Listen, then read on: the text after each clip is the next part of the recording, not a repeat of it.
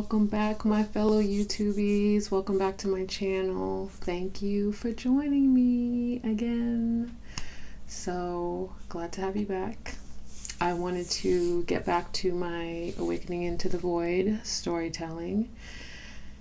And where I left off, I was just back in a bit of crisis mode. So as I'm going through some things currently, or just having some revelations about just situations in my life, I'm recognizing the patterns and how those have come about. And I just want to give a shout out to a fellow YouTubie, Evolve with Monette. She has a channel on here, just phenomenal wisdom, super connected to, her guides and angels, and her channelings are just on point. And she's also a friend. So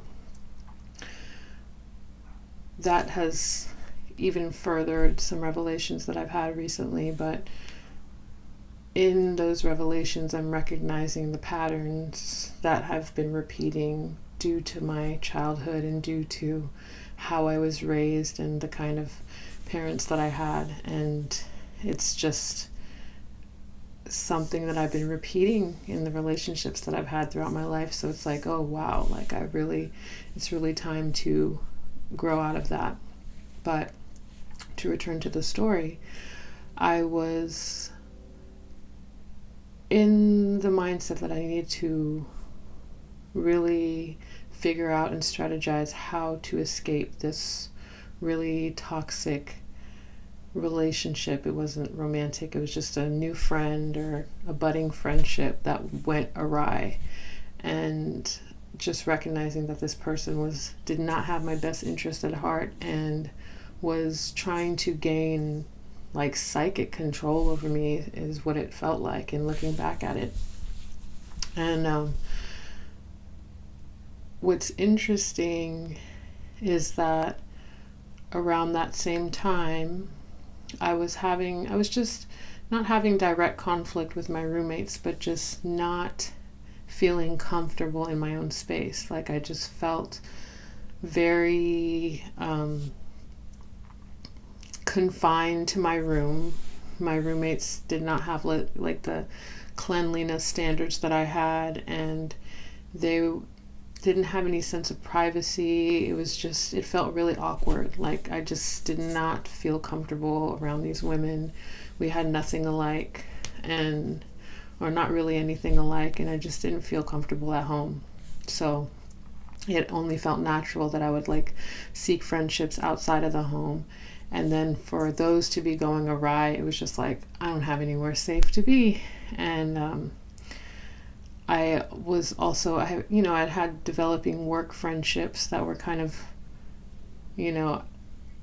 I think it was all around the same time that things were just going left, so it's like, I don't know who to trust. Like there's no safe space basically. And so in this friendship, I found myself, kind of on the fence. It's like part of me was like, well, I want to make it work because, as I said in my previous video, how she treated me and just this tactic she used just broke my spirit at the time. And so she was able to gain some sort of psychic control over me. So part of me wanted to people please and make her happy and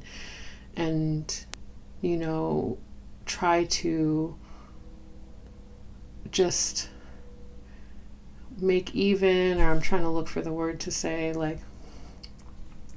because I felt like she was doing me a favor by helping me get connected in Detroit and get connected with this director, this person who was putting on these fashion shows. So, I felt indebted to her in some ways. So I wanted to see if I could salvage the friendship, but also I was giving my power away and not standing up for myself and just letting her know where she crossed boundaries with me, because I felt bullied by her. But at the end of the day, I didn't have to be in that. And it's just this is a pattern with people pleasers and people who are codependent.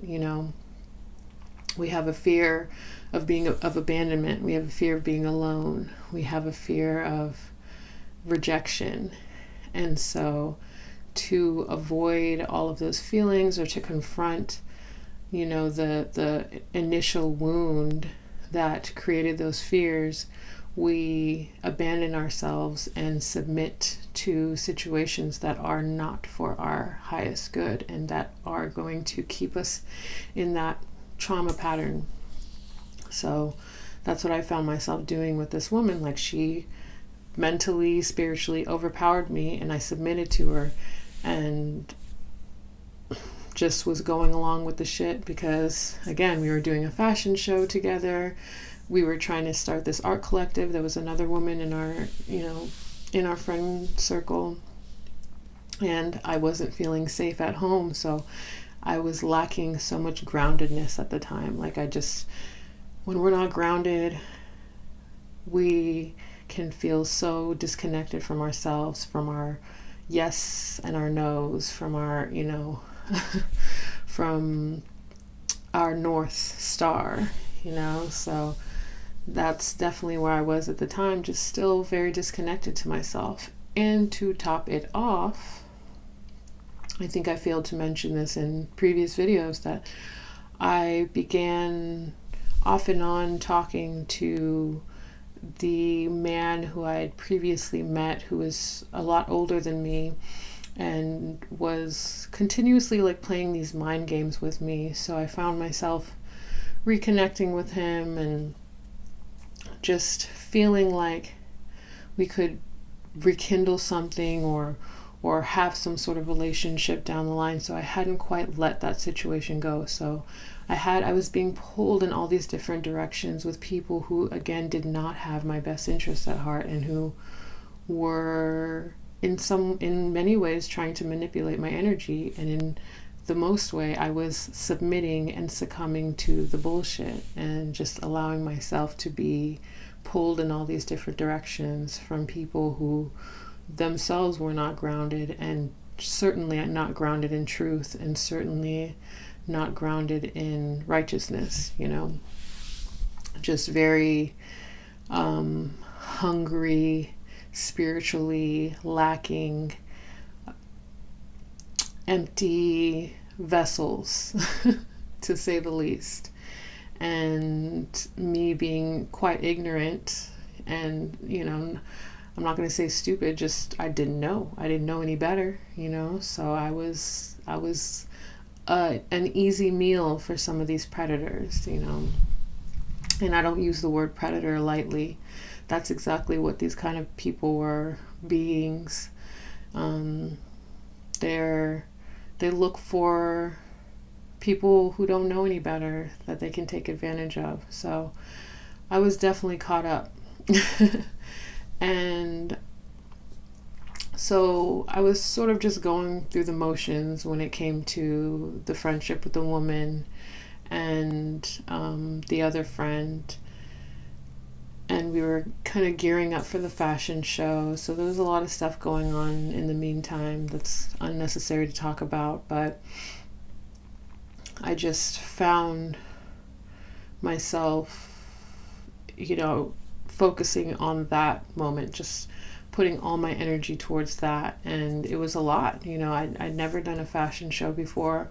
Not only was I going to be modeling in the fashion show, I guess I had modeled in fashion shows before, but I'd never presented. Like, I'd never presented my work in a fashion show. And I was still kind of getting used to the idea that I was displaying my art on, like, making wearable art, basically. So that was a huge deal for me, and I was really focused on making this successful.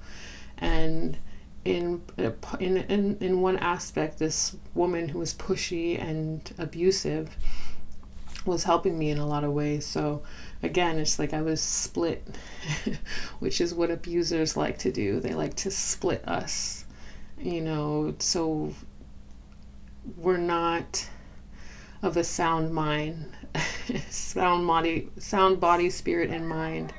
and far easier to control. So it's that confusion where you're just like, you don't know what's up or down, you don't know what's right or wrong. So I was still going along with things, and we were preparing for the show, and it's just hard to, it's crazy as I'm trying to like reconnect with that time in my life, because it was so chaotic and so ungrounded. And it came up to that point, and before we even had the show, I remember I had connected with that man on a couple of occasions, and he just did some tricky things with me. Just was, I remember one night we hung out, and he was just so cruel to me, like very mean spirited. So it was just like the blows were coming from all directions as far as how I was being treated. It was a trip. Like I was being abused in so many different ways, like not physically, but just emotionally more than anything. And I remember, I went to hang out with him with an open heart. He had his kid and his kid's friends there, and so it felt like a very, intimate time and moment. And he found that opportunity to just kind of almost humiliate me, or try to humiliate me and make me look dumb. It was very strange.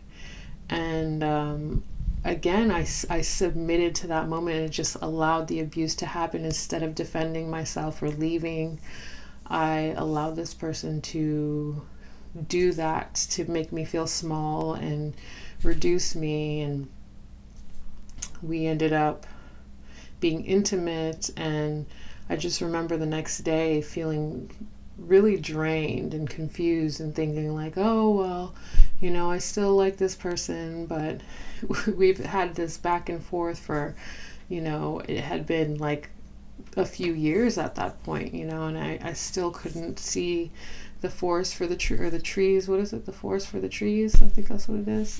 The trees for the forest. I'm not sure. I'm always trying to say these expressions and just saying them wrong, but y'all probably know what I'm talking about. So that was all occurring as I'm preparing for this fashion show. It was like this whole culmination of things going on to build up to this one moment. And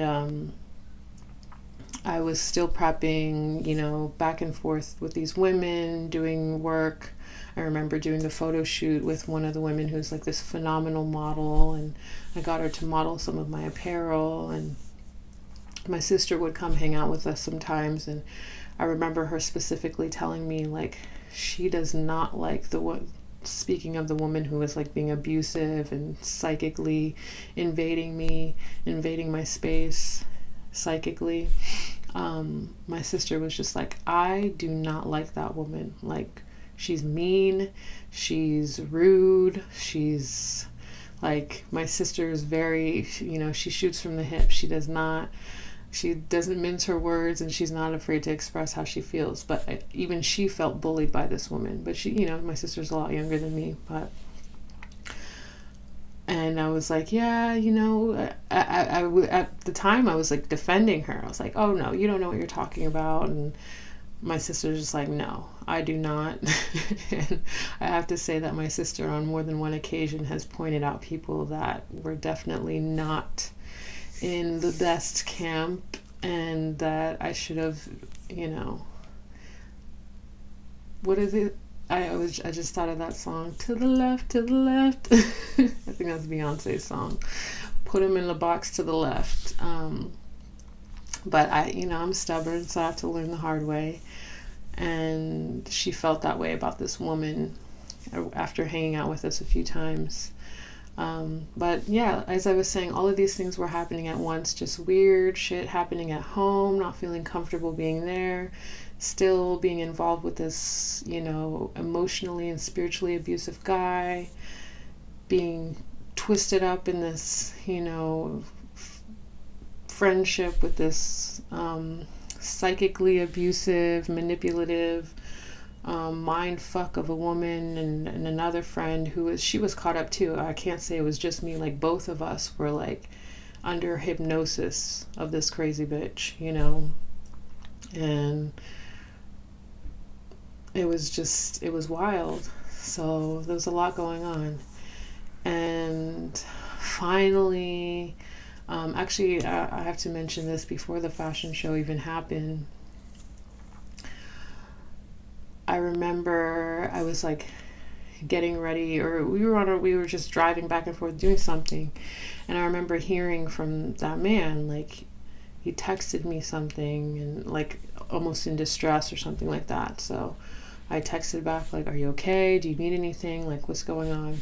Then went ghost. So this was the pattern that he would do. It's just like try to pull my energy or pull my attention and then just ghost me, disappear, whatever. And so at the time, it really triggered me because I was just like, what the fuck? Like, I think I'd mentioned to him that I was getting ready for something, a fashion show and showing my work. And it's quite possible, I don't know for sure, I don't remember if I was vocal about it, but he too was into fashion and was trying to like create his own line. That's why we connected. It was initially over that. And so it's quite possible that, his, devilish subhuman part of himself was trying to get at me and trying to distract me. So he just like hit me up, then went ghost when I responded. And I was like ruminating over it. I'm just like, what the fuck is going on? So eventually I texted back. I was like, you know what? Like, I'm doing something to improve my life, and you text me to try to get my attention and then just go ghost like some bullshit. Like, I just laid into him, like, in text, just like, this is some fucking bullshit. Like, I don't appreciate this shit. And it's just so funny how quick I got a response from this fool after I, laid into him. And for me, that was like very telling. It's like, oh, you're gonna go ghost, but as soon as I call you on your shit, you have a quick response for me. So I was done after that. So it was a relief, because it's just like, it's been such a back and forth with this fool for like, at that point I think it had been like 3 years or so of just, cutting him off, being done, and for whatever reason, feeling bad or having some sympathy and letting this person wedge themselves back into my life. And it was so apparent at that point that this person was literally just there to distract me and create chaos, and just had no consideration for what was going on in my life, and just really at the end of the day didn't give a fuck about me. So it felt good and a relief to like cut that out of my life so I could focus on what I had going on, which was my artwork. And even though I felt still kind of like in a haze about this woman and this art collective that we were trying to create with this, the abusive woman and the other woman, at least I could focus better knowing that I was done with this one fuck shit that I'd let into my space for far too long. So leading up, we're almost to the fashion show, and I had been developing this friendship with this girl from my work. She too was an artist, phenomenal artist. To this day, she's just a really great artist. We're not compatible as friends, and definitely was on some bullshit in her own ways, And again, it's like, I'm not innocent. This is my side of the story. I'm sure other people have their sides of the story. I'm just saying shit from my perspective, I am definitely a person who has faults, but one thing I will do is admit where I've gone wrong, or just, it is what it is. But again, it just was not a match, this friendship. And where things went left was, the final week before the fashion show, I was trying to get my pieces together. Like, I remember I just had barely any time. I was working full time and trying to find time in between to finish these pieces. So I was working constantly, like doing the art, coming up with the designs, coming up with the looks, everything. It was a lot of work. And it was like a few days before the show, and I remember I told this girl, like, oh, you know, I got an opportunity to be in a fashion show and I get to present my work. And she had a very strange reaction that was very unsupportive. She was like, oh, I want to be in a fashion show. And it was just odd to me because I'm like, okay, well, I don't know what to tell you. Like, I'm just sharing an opportunity that I had. Like, it was almost as if, like, it was a response as if I was, like, trying to one up her. It was just a very strange response where I was, from my POV, I was sharing something exciting with a friend. And her response was like, well, what about me? Kind of vibe. So I was like, okay. And that was, like, you know, prior. So when it came closer to the show, I remember I was like, I really need a day off so I can catch up with everything and get some things done. So I asked her, I was like, is there any way you could work for me one of these days, please? Like, and I've covered for her before, and, you know, I thought we were legit in our friendship, and she told me she would cover for me, no problem. Then came day of, she calls me last minute and says, yo, I can't cover for you. I'm sick. It was like a lame fucking excuse. It felt, you know, again, you got to trust your feelings. You got to trust your gut. It felt like deliberate sabotage. She knew that my fashion show was the following weekend. I had very little time to finish my projects.